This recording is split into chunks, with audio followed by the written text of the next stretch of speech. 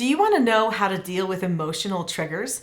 I'm Nicholeen Peck, and I teach all about relationships, communications, and self-mastery all over the world. In this video, we're going to be talking about your emotional triggers and what you can do.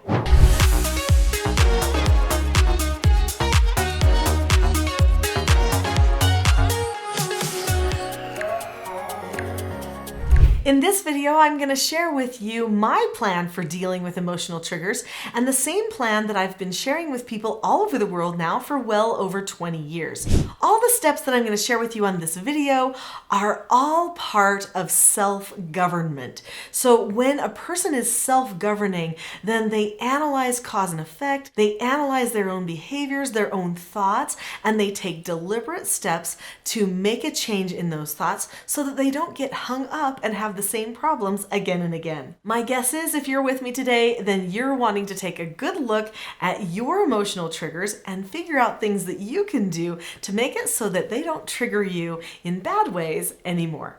Our emotions can either be productive or they can be not productive. Many times when people are talking about their emotional triggers, they are talking about the types of emotions that are not productive. They get us stuck, give us anxiety, make us feel held back, or like we can't solve our problems. Well, those types of emotions need to be handled in a very systematic way. The first thing that you want to do is recognize what your own thought patterns are. Do you realize that before you feel emotional, you actually have a feeling first, then you usually have a thought, then comes the emotions. Now, occasionally you can get an emotion and then a thought, but usually the thought comes right before the emotions. If you can clue in to what the thought is that you have right before the emotions, and you can make a plan for how to deal with that thought, then usually you can make sure that your emotions don't trigger you to have unproductive communication and unproductive emotions any longer. Many people find it productive to have a regular time where they do a self-inventory and analyze where they typically get hung up emotionally. So are there certain things that trigger you? What are those things? If somebody says something to you that has been said before and made a specific emotional reaction, then those are the types of things that you want to write down. So what triggers you? You need to know that. Then you need to examine why it is that that thing triggers you, that thought, that other person, that color, fill in the blank. I know that everybody is triggered differently. And sometimes our triggers are because of past experiences. Sometimes just because we weren't prepared for a situation when it happened the first time we experienced it.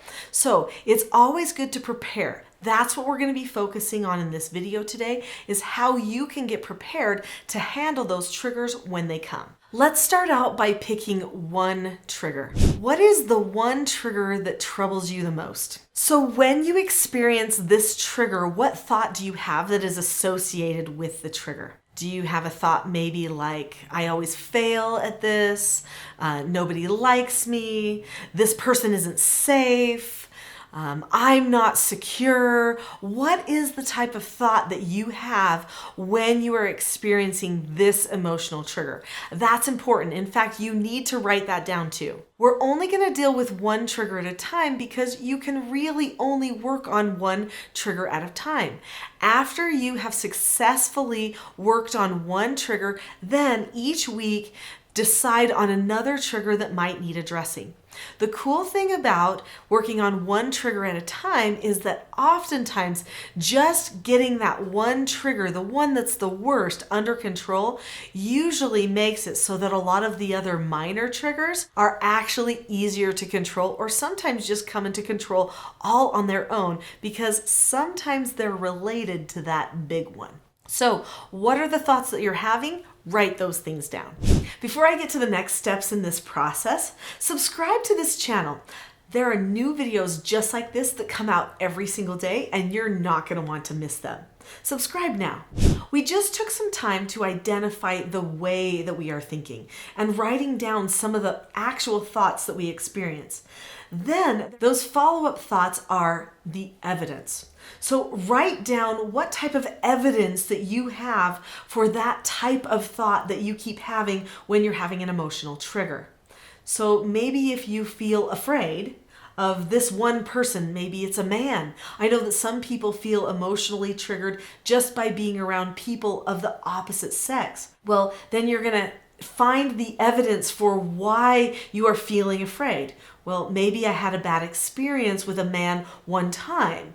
Or maybe I made a fool of myself in front of a girl one time, whatever it happens to be. So you write down that evidence. Then comes the fun part. Now we have to debunk that evidence.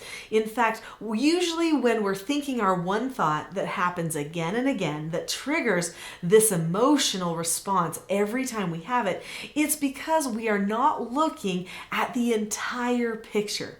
If we're completely truthful, there's a lot more that we could assess than we are. So how do you debunk this evidence that we've already collected? Well, sometimes if you just state the complete opposite, then you can actually find truths that you didn't see before. So maybe you have had a bad experience with a girl before, or a boy has mistreated you before. Well, you could also say, but I know many men who have not mistreated me. Or I have had many communications over the years with girls that actually have been fun and have gone well. So I don't need to worry. So it's important that we state facts to ourselves that actually challenge some of the things that we think are absolute truths all the time. One of the reasons that we're triggered emotionally every time by these thoughts is because we have a habit of jumping to conclusions, assuming that just because something happened one time, that it's going to happen again and again. And that simply isn't true. The very fact that human beings progress throughout their life is evidence that we do not always stay the same. We become different. We improve, or we don't, but we are constantly changing, learning, and growing. Because of that fact, we can assume that we can have new experiences that don't have to feel the same way the past emotional experience felt. This can give us permission to let go of those triggers and not use them to debilitate us any longer.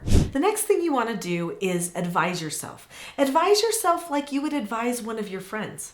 You wouldn't tell one of your friends that everything is hopeless. You wouldn't tell one of your friends that they need to get away from everything that bothers them. You would try to encourage them to cope with it. You would help them develop a plan, because that's what good friends do. They prepare their friends for success. We need to start being our friends instead of our own enemies. Do you realize that when you get stuck in emotional traps because of your emotional triggers, that you are actually becoming your own enemy? It's true. So let's start by being our friend and thinking the best of ourselves, thinking that we can conquer more than we think, and let's make a productive plan. So what kinds of things would you plan for yourself to overcome this emotional trigger? Well, usually a good skill set is a nice way to go. So I teach skill sets. All of my teaching self-government parenting stuff and communication stuff revolves around people learning skill sets. Well, one of the skill sets that is vital to controlling our emotional triggers is the skill set accepting a no answer. So when a person accepts a no answer, they look at the situation or the person, they keep a calm face, voice, and body. They say okay, or they disagree appropriately with whatever's happening, which is what we just have talked about doing within our own heads, disagreeing with those things that we think are true. And then we drop the subject. Dropping the subject is huge. You can plan ahead of time to drop the subject, to tell yourself, I will not think about this anymore. In fact, you can even tell yourself what you will replace that thought with. Maybe you will replace that thought with a thought of something you can do to serve and help someone else. Usually when a person is emotionally triggered, they tend to disconnect. So a good counter thought or a counter plan is to drop the subject about disconnecting and to tell yourself to go ahead and connect with the people around you. That is a recipe for how to get your emotional triggers under control. In fact, we can self-govern so many things about our lives.